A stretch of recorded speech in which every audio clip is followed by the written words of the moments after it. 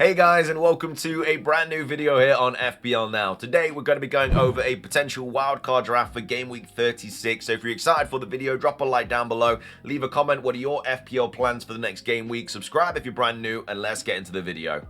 So, starting things off, let's take a look at the goalkeepers for this Game Week 36 wildcard draft. I've gone with Sells and Areola. I just think that they're going to alternate very, very nicely with each other for the three remaining fixtures. Again, most people would have played their wildcard by now, but if you haven't, I definitely would go with that combination. You have Matt Sells for Leicester at home and then West Ham away. Or if you wanted to, you could back West Ham and play him in goal, who's obviously got Forest at home. And then for the last game of the season, you just play Areola, who's got Ipswich away. Again, only three fixtures.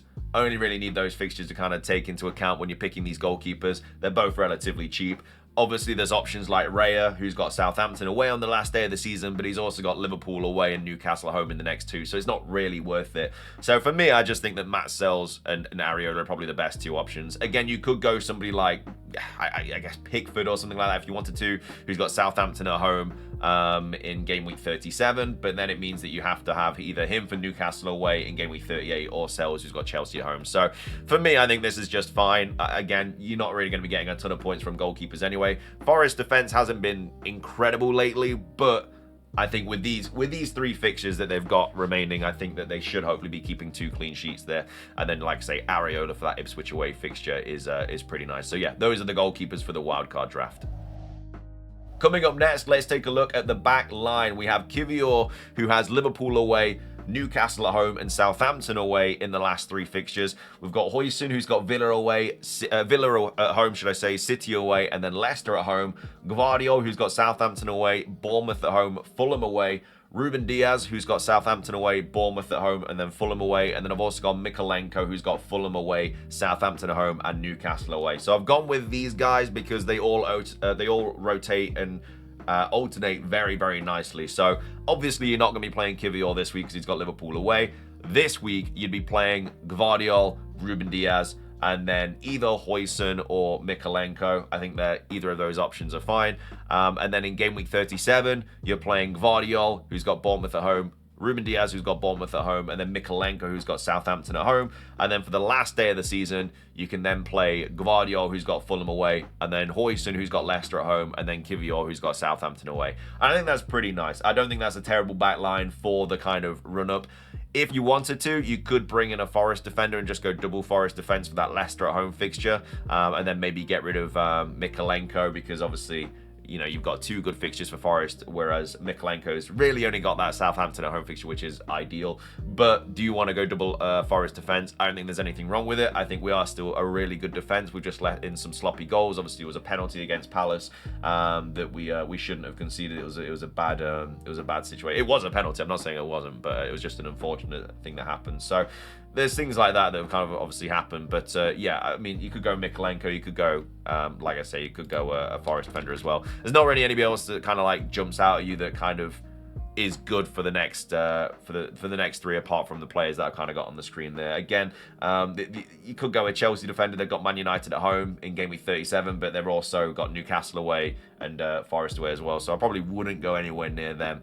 So yeah, this is the kind of back line I'd go with. They just rotate, like I say, very, very nicely. Kivior's fine, nice and cheap, should play the rest of the season. Obviously, with Gabriel out. Huijsen, you could go Kirkez if you wanted to. I've got 0.9 mil in the bank for this draft, but yeah, you could go Kirkez instead of Huijsen. Kirkez does have that kind of attacking threat down the wing and stuff. It's just Huijsen's got that set piece in the box and stuff, power header and everything, so very, very useful there. Gvardiol and, like I say, Ruben Diaz, they should be just the players playing for the remainder of the season. They do have centre backs and stuff coming back from injury, but even if they do have a centre back that comes back like a Kanji or whatever, Gvardiol can just move to left back or something. Then obviously Diaz will keep his place. I can't see him losing his spot. And then Mykolenko can get attacking. Everton have been very decent in defence this season. So yeah, I quite like this back line. And as I say, they rotate pretty nicely. But anyway, those are the defenders for the game week 36 wildcard draft. Coming up next, let's take a look at the midfield for the wildcard draft. We've got De Bruyne, who's got Southampton away, Bournemouth at home, and then Fulham away. We've got Mbeumo, who's got Ipswich away, Fulham at home, and then Wolves away. We have Mo Salah, who's got Arsenal at home, Brighton away, and then Crystal Palace at home. We've gone Jared Bowen, who's got Man United away, Forest at home, and then Ipswich away. And I've also gone Eze as well, who's got Spurs away, Wolves at home, and then Liverpool away as well. So I do like this midfield. The only issue is you do kind of want to bring Saka back in for that last day of the season, that Southampton away fixture, because he should play 90 minutes, and obviously it's such a good fixture. So that's the only thing that you kind of need to think about. Maybe you get rid of De Bruyne for that fixture, who's got Fulham away. I wouldn't mind that, but De Bruyne is just a very good captaincy option this week. He should play. He's been getting 80 to 90 minutes. It is one of his last games for City, so I expect him to play, and I expect him just to do well over the next few fixtures. So I really like De Bruyne this week, and again, a very, very good captaincy option. Another good captaincy option this week is, of course, Mbeumo on penalties. Ipswich have not been very good. I think Mbeumo's averaging like 12.6 points as well against promoted sides, which is absolutely ridiculous. So Mbeumo's very, very good option this week, and like I say, a very good captaincy option this week as well. Mo Salah's still in the draft as well. I don't think you're going to really need him that much. I don't think he's going to go crazy with the last remaining fixtures. Maybe the Palace game at the last day of the season, but Arsenal at home is going to be a tough one, and then Brighton away is no gimme either. So he's mainly in there just because it's just kind of to defend your rank and stuff like that. If you are trying to chase someone, it's a player that you're going to need just in case he does go big. You've still got him in your draft regardless. Bowen I really like as a differential. I think he's under 10% owned. Man United away this week. Forest home is going to be a bit of a tough one. And then, of course, you've got Ipswich away on the last day of the season as well. So he's fine just to keep into the team. Nothing wrong with that. Really good pick. Found some form right now. Even though West Ham haven't been playing great, Bowen has been decent for them. So I like him as an option there. And I've also gone Eze as well. It looks like he's going to be the main penalty taker. I don't know if they're going to alternate. Obviously, Eze missed one, then Mateta missed one, and then Eze scored the one against Forest. Spurs away, Wolves at home, Liverpool away. Again, not bad fixtures at all. The Liverpool away fixture is not ideal for the last day of the season, but you don't have to play him in that fixture if you don't want to. You could play a 3-4-3. But yeah, I think for Tottenham away and then Wolves at home, I think Eze is a decent pick there. So yeah, I do quite like this midfield. I think it's solid. Again, the only issue is obviously Saka, but you can easily get rid of De Bruyne for Saka last day of the season, because I think Saka is 10.3. So I'd just be able to make this if this was my wild card with the money that I've got in the bank. I'd be able to do it and have 0.1 left. But if you don't have enough, then maybe you're gonna have to cut the kind of a player down somewhere else. So maybe get rid of I don't know, a Kivior or a Mikolenko or something for somebody else. But as of right now, that's kind of the midfield that I would go with, and then think about getting Saka back later on down the line. But that's the midfield for this wildcard draft.